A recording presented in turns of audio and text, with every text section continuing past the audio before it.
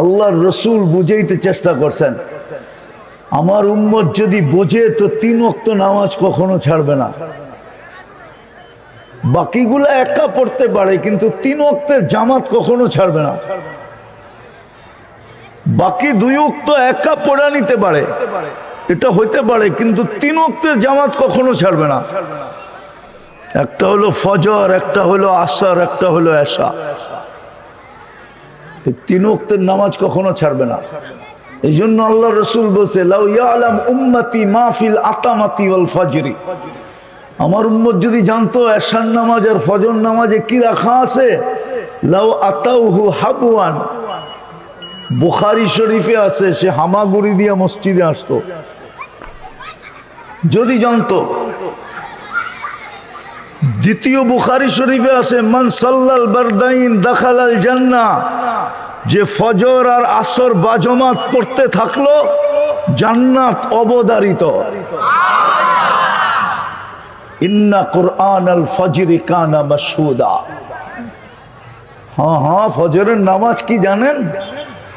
দেখি একটা উদাহরণ দিলে বোঝেন কিনা। দুনিয়ার বড় বড় কোম্পানি, বড় বড় অফিস গুলাতে ফিঙ্গার ছাপ দিয়া ঢুকতে হয়। ফিঙ্গার ছাপ দিয়া, ফিঙ্গার ছাপ দিয়ে কেন ঢুকতে হয় জানেন? এটা হলো ইনের রেকর্ড। ইন, যে সে কয়টা ইন করলো। অফিসিয়াল টাইম 9টায়, সে 10 মিনিট পরে করলো না আগে করলো, না সে সবসময় দেরি করে আসে, এটা রেকর্ড। ইন, ইন কয়টায়। কোম্পানির ডাইরেক্টর বা ঊর্ধ্বতম কর্মকর্তা বসে ইন দেখে, যখন দেখে ডেলি আধা ঘন্টা দেরি করে, তো এক সময় উপর থেকে ডাক আসে, উপরে আসো। কেন?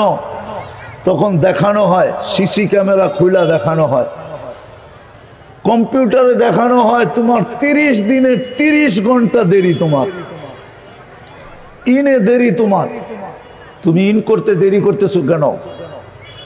ডেলি দেরি কেন? 1 দিন মানা যায়, 2 দিন মানা যায়, 3 দিন মানা যায়, এভরিডে এটা তো মানা যায় না।